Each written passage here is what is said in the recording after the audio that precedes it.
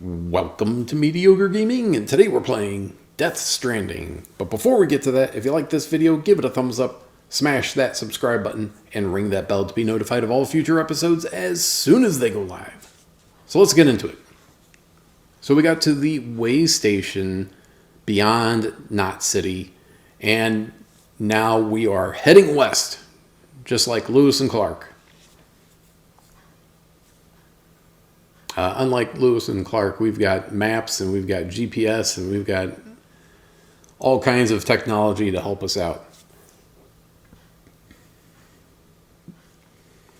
And advanced scanning technology, but it's hard to stay upright, apparently, in this version of the universe. All right, so even right after we get out of haven't even really left the area, and we just picked up cargo that was lost. I'm pretty sure it was from an NPC, but it's going back here to the way station. So heading back to the way station, dropping it off, and then we're gonna head west again.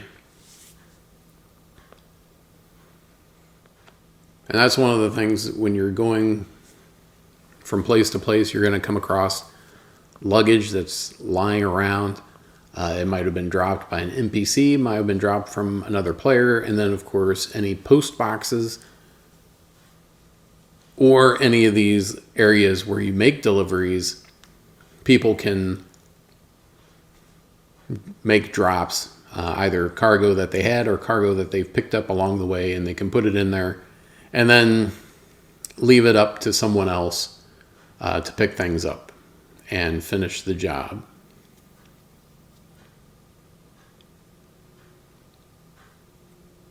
All right, so now we're heading out west to the distribution center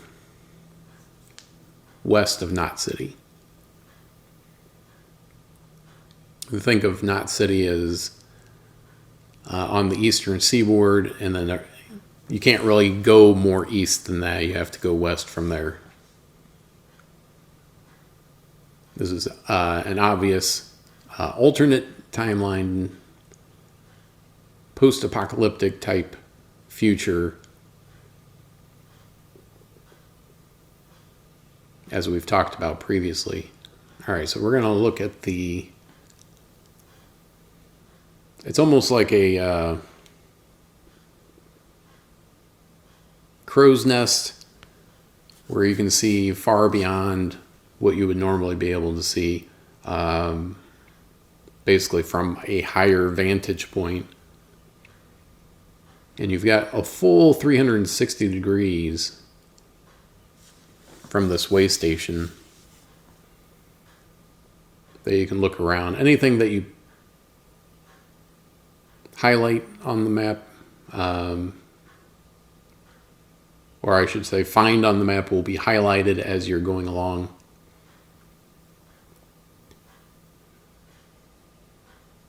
Now, something new, you see these yellow or orange markers.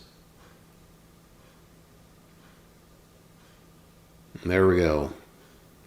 Our cargo's been pinged. So now it's like, hurry up before they get on top of you. So all of a sudden we have other enemy factions that we have to worry about other than just the BTs. I don't think they've actually said what BT stands for.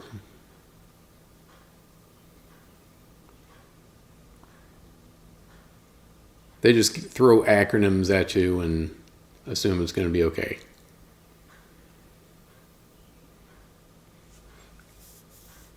All right, so there's this militant faction. They've got these energy batons or spears that they can use as weapons.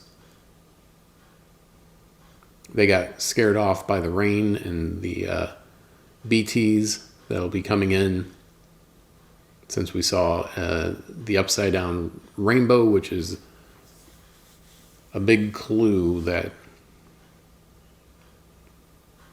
you have increased chiral activity, which attracts the BTs. Like bees to honey. All right, so you can tell it's raining. You've got kind of particles coming off of the cargo. Cargo is being affected by the rain. It's corroding or aging, whatever you prefer. I went ahead and set out a more or less a path to go along the stream that's over here. If you're in the stream,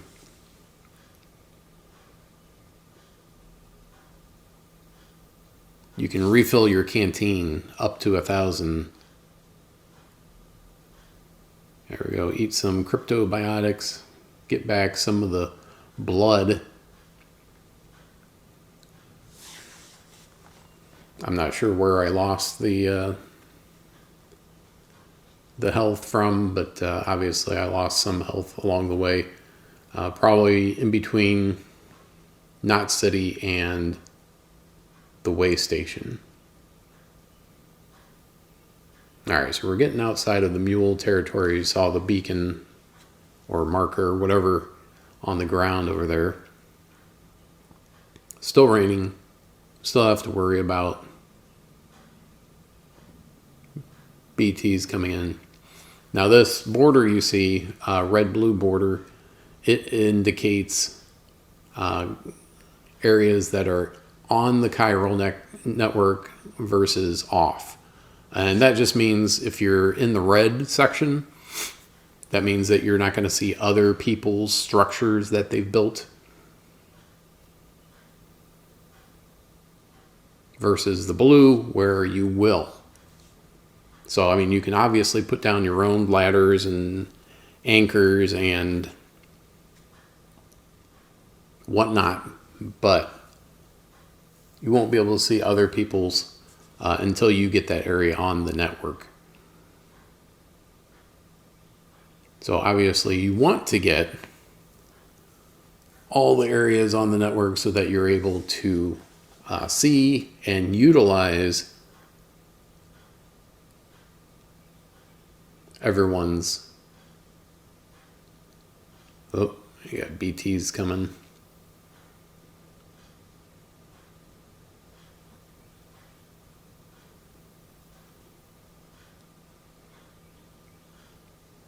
Now they've been researching ways to deal with BTs, and Sam's biology is what they think is the key.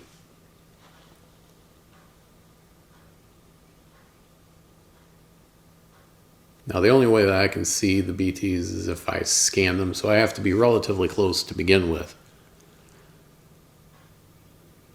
My DOOMS, another acronym, isn't high enough that I actually see them. I can tell that they're there. The scanner will point in the direction of the closest one, and then of course how fast it's moving tells you how close it is. You can crouch and hold your breath to make you more stealthy around them. Now the stamina, it took me a minute to figure out. The light blue is your current available. Okay, there's a BT really close. You're available, so as you're running, etc., that'll go down, or holding your breath. The dark blue is your total capacity.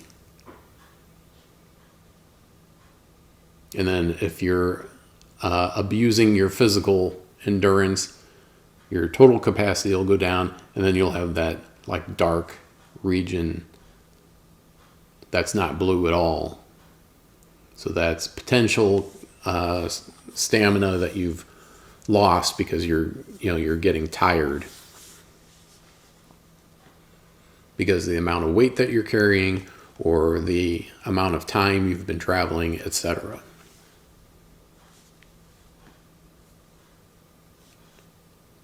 All right, so now we're far enough away. It's just flashing once in a while.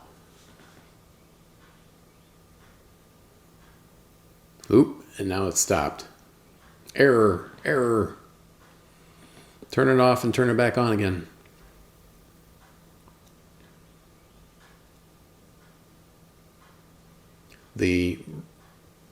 What they call the bridge baby, or BB, they use as a tool to detect BTs. There's a lot we don't know about BBs at this point. And there's seems to be a pretty long history of them. So yeah, you can see on the bottom left there, BB is completely down. So even if there are BTs around, we would have no idea where they're at. And of course, the scanning function is down as well. So there's not a lot that we can do. Luckily, we use the way station to look around and see what's around, and we don't have to scan to see some of those items that we saw from the way station because they're already highlighted. Kind of thing, it just goes straight to the distribution center. You can see off to the left there, there's what looks like a vehicle. There we go. In the safety.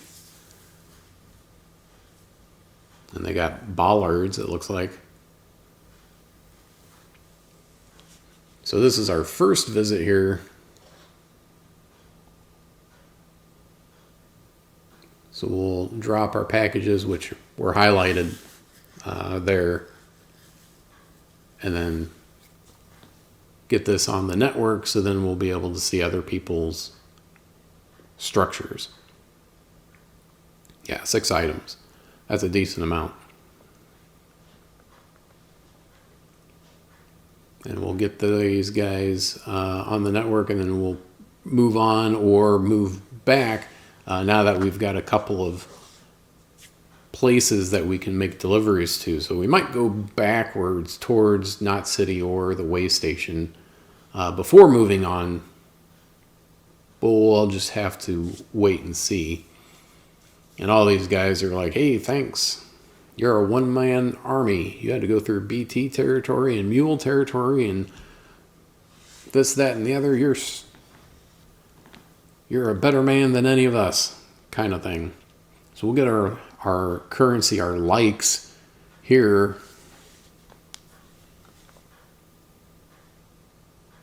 And of course, always drop off materials to be recycled at each of these places that can fabricate equipment, so that you'll have the ability to create equipment anywhere along the supply line, any of these areas that you've dropped places off. But that's it. I hope you enjoyed this video. Be sure to check us out on social media, and thank you for liking, commenting, and subscribing. And we'll see you next time.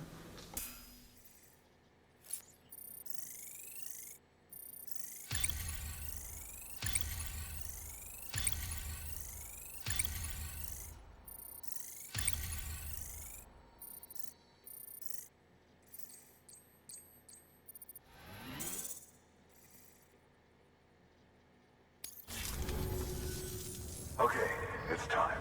Do you mind connecting us to the network?